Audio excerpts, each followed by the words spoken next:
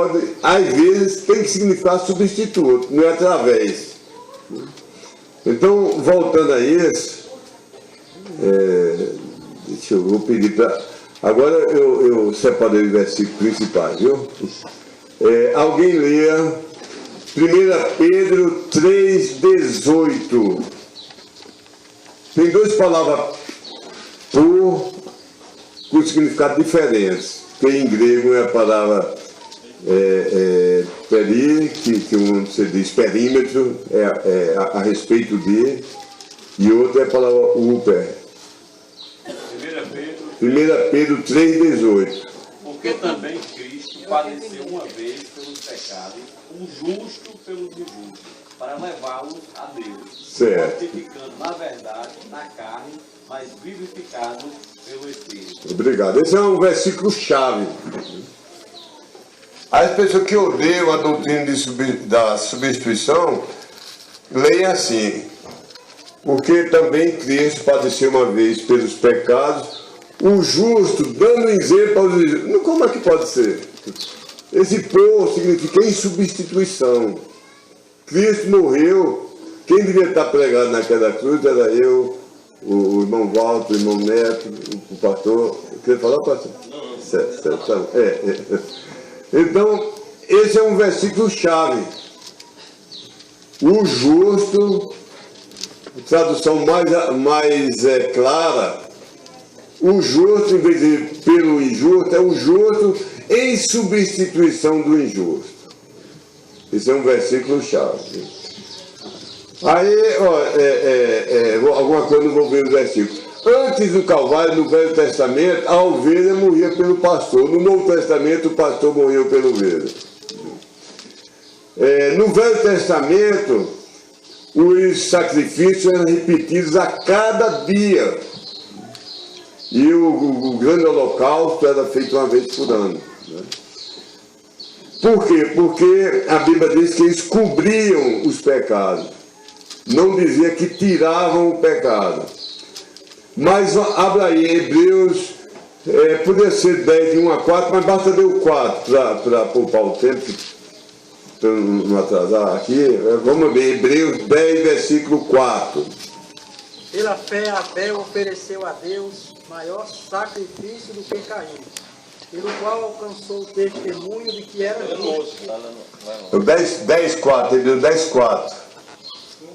Porque é impossível que o sangue dos touros e dos bodes tire os pecados. Obrigado, irmão. Repare, cobrir o pecado, mas tirar o sacrifício de touro, de bode, de carneiro, das pombinhas, do sacrifício fazer do Velho Testamento.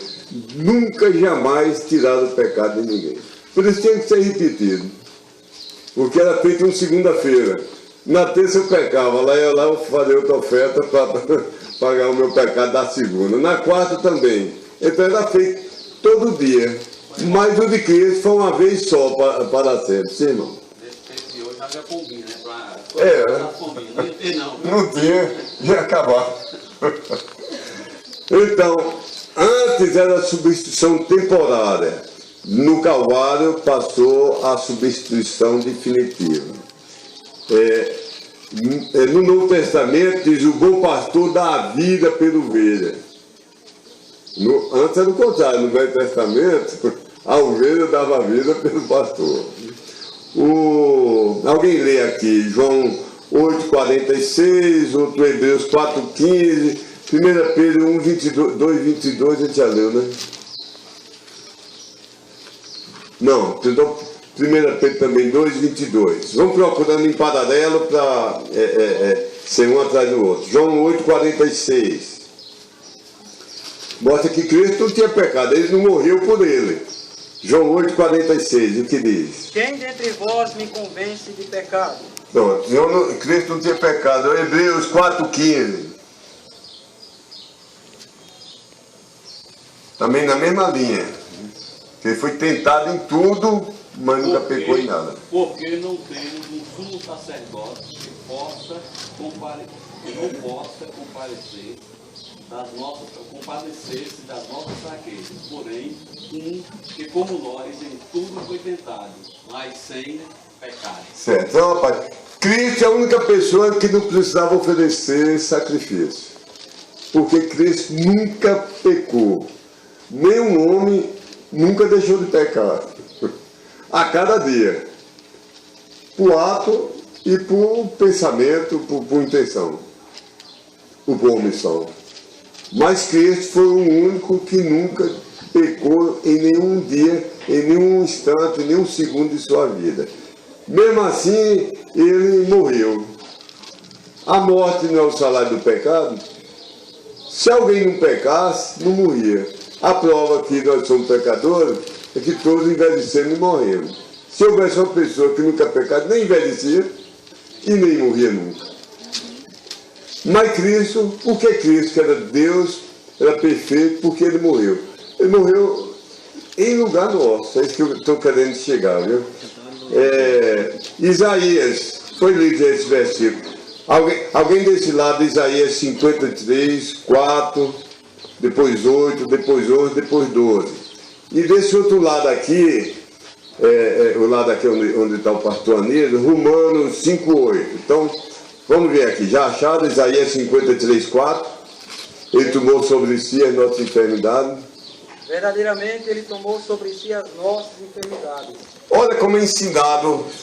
Não tem que complicar, não. Ele não precisa de um intermediário, um sacerdote para ensinar a Bíblia a gente. Está dito aí. Ele tomou sobre si as nossas enfermidades, as nossas dores levou sobre si. Não é que a gente vai ficar imune à doença, não, que mesmo todo pastor pentecostal envelhece e morre, é a mesma coisa de todo mundo. Enfermidade aí é a enfermidade pior de todas, que é que leva ao inferno. Câncer não leva ao inferno, né? Lúpus não leva ao inferno, nenhum não leva ao inferno. Mas Cristo levou a enfermidade da raça humana, que ele levou sobre si as nossas enfermidades, as nossas dores, levou sobre si. Pode continuar. Verso 5. Mas ele foi ferido por causa das nossas transgressões, moído por causa das nossas iniquidades. O castigo que nos traz a paz estava sobre ele, e pelas suas pisaduras fomos sarados. Certo. Sarados, aí fomos salvos. Aí ensina claramente a morte. Não sei como um teólogo, um pastor pode ser contra a doutrina bíblica da morte vicária, morte substitutória de Cristo, quando a palavra de Deus ensina tão claramente. O verso 11. Ele verá o fruto do trabalho da sua alma e ficará satisfeito com o seu conhecimento. O meu servo, o justo, justificará a muitos, porque as iniquidades deles levará sobre si. Cristo veio para morrer, não foi só por alguns, ele veio morrer, aí diz por muitos. Versículo 12. Por isso lhe darei a parte de muitos, e com os poderosos repartirá ele o despojo, porquanto derramou a sua alma na morte, e foi contado com os transgressores, mas ele levou sobre si um pecado de muitos e intercedeu pelos transgressores. Ele levou sobre si o pecado de muitos, né? O outro foi Romanos 5:8. Alguém desse lado aqui? Deus prova o seu amor para conosco, porque Cristo morreu por nós, sendo nós ainda pecadores. Esse aí morreu por nós, a tradução correta, Cristo morreu em nosso lugar. Viu? Não é morreu somente morrer em benefício, mas é morrer em nosso lugar. Deixa eu ler outros aqui para apressar mais. 1 Coríntios 15:3 diz: Cristo morreu por nossos pecados segundo as Escrituras. E esse por é em substituição ao nosso pecado. Em 2 Coríntios 5:21 diz: aquele que não conheceu o pecado, Deus o fez pecado por nós, em substituição a nós. 1 Pedro 2:24, levando ele mesmo em seu corpo os nossos pecados sobre o madeiro, para que, mortos para os pecados, pudesse viver para a justiça, e pelas suas feridas fostes sarados. Então,